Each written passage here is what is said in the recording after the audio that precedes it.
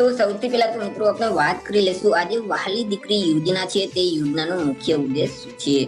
તો કે મિત્રો દીકરીઓના જન્મના પ્રમાણમાં વધારો થાય તેમજ શિક્ષણમાં ડ્રોપ આઉટ રેશિયો છે તે ઘટે અને સમાજમાં સ્ત્રીઓનું સશક્તિકરણ થાય તેમજ બાળ લગ્નને અટકાવવા માટે ગુજરાત સરકારનું જે મહિલા અને બાળ વિકાસ વિભાગ છે તો તેના દ્વારા વહાલી દીકરી યોજનાને અમલમાં મૂકવામાં આવી છે કે જે યોજના અંતર્ગત અહીં દીકરીઓને સહાય આપવામાં આવે છે.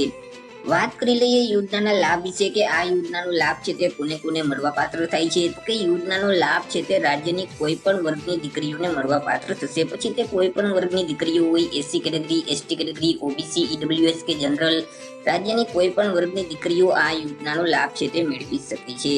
મિત્રો યોજનાનો લાભ મેળવવા માટે દીકરીના જન્મથી લઈ અને 1 વર્ષની અંદર અરજી ફોર્મ ભરી દેવાનું રહેશે. જો 1 વર્ષ કરતા વધારે સમયગાળો થઈ જશે તો આ યોજનાનો લાભ છે તે મળવા પાત્ર થતું નથી, જેથી કરી માતા પિતાઓએ દીકરીના જન્મથી લઈ અને 1 વર્ષની અંદર અરજી કરવાની રહેશે.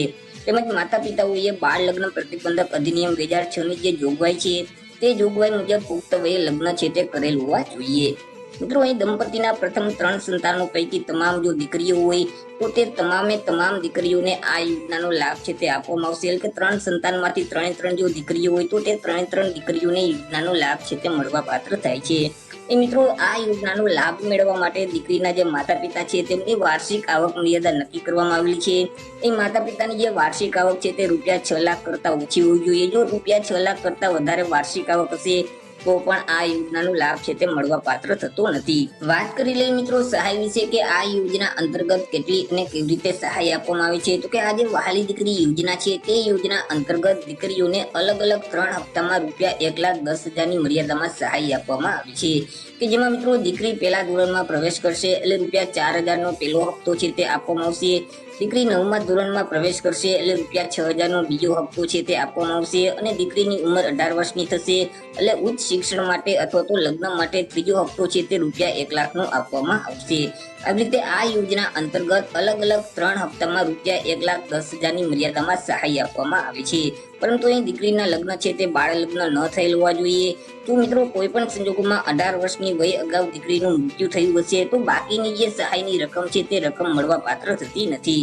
મિત્રો અહીં પહેલો હપ્તો છે તે ક્યારે આપવામાં આવશે તેના વિશે આપણે વાત કરીએ તો કે આ યોજના અંતર્ગત સહાયનો જે પ્રથમ હપ્તો છે તે જુલાઈ અથવા તો ઓગસ્ટ 2026માં મળવા પાત્ર થશે. હવે મિત્રો જે દીકરીના માતા પિતાઓએ વર્ષ 2019-20 અથવા તો 2021માં રજીસ્ટ્રેશન કરાવેલ છે તો તે દીકરીઓને પહેલો હપ્તો છે તે આપવામાં આવશે. અહીં પહેલા હપ્તાની ચૂકવણી છે તે કરવામાં આવશે. પહેલો હપ્તો છે તે રૂપિયા 4,000નો મળવા પાત્ર થશે કે જે મિત્રો જુલાઈ અથવા તો ઓગસ્ટ 2026માં આપવામાં આવશે. વાત કરી લઈએ મિત્રો અરજી ફોર્મ વિશે કે યોજનાનો લાભ મેળવવા માટે અરજી કઈ જગ્યાએ કરવાની રહેશે. તો કે આ યોજનાનો લાભ મેળવવા માટે દીકરીઓના જે માતા પિતા અથવા તો વાલીઓ છે તેઓએ ઓનલાઈન અરજી ફોર્મ ભરવાનું હોય છે. મિત્રો અહીં ઓનલાઈન અરજી ફોર્મ જે ડિજિટલ ગુજરાતનું પોર્ટલ છે તે પોર્ટલ ઉપર જઈ ભરવાનું હોય છે, પરંતુ ઓનલાઈન અરજી ફોર્મ છે તે તમે જાતે નહીં ભરી શકો. તમારી ગ્રામ પંચાયત ખાતે જે ઈ ગ્રામ સેન્ટર આવેલ છે કે જ્યાં મિત્રો વીસીઈ ઓપરેટર બેસતા હોય છે તે વીસીઈ ઓપરેટર પાસે જઈ અને ઓનલાઈન નોંધણી કરાવી દેવાની રહેશે. અથવા તો તાલુકામાં આવેલ જે જનસેવા કેન્દ્ર છે અથવા તો મામલતદારશ્રીની જે કચેરી છે ત્યાં જઈ અને તમારે ઓનલાઈન નોંધણી કરાવવાની રહેશે. અથવા તો જિલ્લામાં આવેલ જે મહિલા અને બાળ વિકાસ વિભાગની જે કચેરી છે ત્યાં જઈ તમારે ઓનલાઈન નોંધણી કરાવવાની રહેશે. તમે મિત્રો આ 3માંથી કોઈ પણ એક સેન્ટર ઉપર જશો તો ત્યાંના જે કર્મચારીઓ છે તે જે ડિજિટલ ગુજરાતનું પોર્ટલ છે તે પોર્ટલ મારફતે તમને ઓનલાઈન અરજી ફોર્મ ભરી દેવામાં આવશે, પરંતુ તમે જાતે ઓનલાઈન અરજી ફોર્મ છે તે ભરી શકતા નથી. ત્યારે મિત્રો તમે અરજી ફોર્મ ભરાવા જાઓ ત્યારે તમારી સાથે કયા કયા ડોક્યુમેન્ટ લઈ જવાના રહેશે તેના વિશે આપણે વાત કરી લઈએ. કે દીકરીનું જન્મનું પ્રમાણપત્ર સાથે લઈ જવાનું રહેશે. માતા પિતાના જન્મનું પ્રમાણપત્ર છે તે પણ સાથે લઈ જવાના રહેશે. માતા પિતાનું લગ્ન નોંધણીનું પ્રમાણપત્ર છે, માતા પિતા અને દીકરીનું આધાર કાર્ડ છે, રેશન કાર્ડ છે, વાર્ષિક આવકનો દાખલો છે.